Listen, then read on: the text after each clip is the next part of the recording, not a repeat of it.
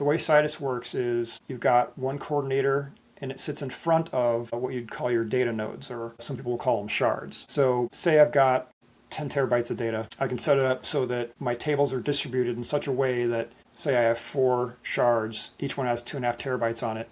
The coordinator sits on top. I send queries to the coordinator. It will send that same query to all 4 of the data nodes. They send their results back. The coordinator re-aggregates everything together and sends back the one result. That's more of a data warehouse approach where you've got a lot of data you need to build reports out of very quickly. So you kind of spread it out amongst lots of different hardware. Whereas the PG Edge approach is more like we have lots of writers and we need them all to be able to write to the same set of data from multiple different locations, separated by up to continents, right? They could be on different sides of the earth.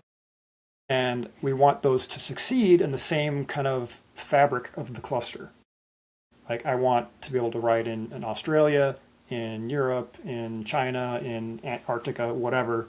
And I want those writes to eventually reach all the other participants in the cluster. But you also want to have the local speed, because if my main servers are in the United States and I have some client processes for, some web service or something in Europe, if they want to write to the database, that's a round trip all the way to the United States and a round trip back to Europe. So that's both ways just to get one query and write to the database, select from it and get it back. That's every time they do that, they're coming back from that main service. And even if I have a replica in Europe, I can only read from that. If I want to do writes, those have to go back to the United States, and I have to wait for that data written to the United States to get back to Europe to show up in that database locally. So, but with a distributed cluster that Spock provides with PG Edge is you can write locally, you can read locally. And everything you write locally is read locally because you wrote it, right?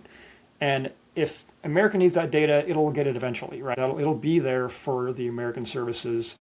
And the other thing that usually when I describe how distributed clusters like this should be built, we usually say interact with your data as much as you can locally. If someone needs to write a report that says, give me all totals for all regions, of sales for the last week, that data will be there. And you can interact with it in a lot of ways. And if someone's like in a controlling interface or an administrative interface, they can see activity across all the cluster in whatever region they're in, and they can write to it if they need to. But usually they're interacting most often with the data that's happening locally in their region. Like I'm not interested in someone's banking account in Europe if I'm an administrator or some kind of customer service rep, but it's available in case I need it.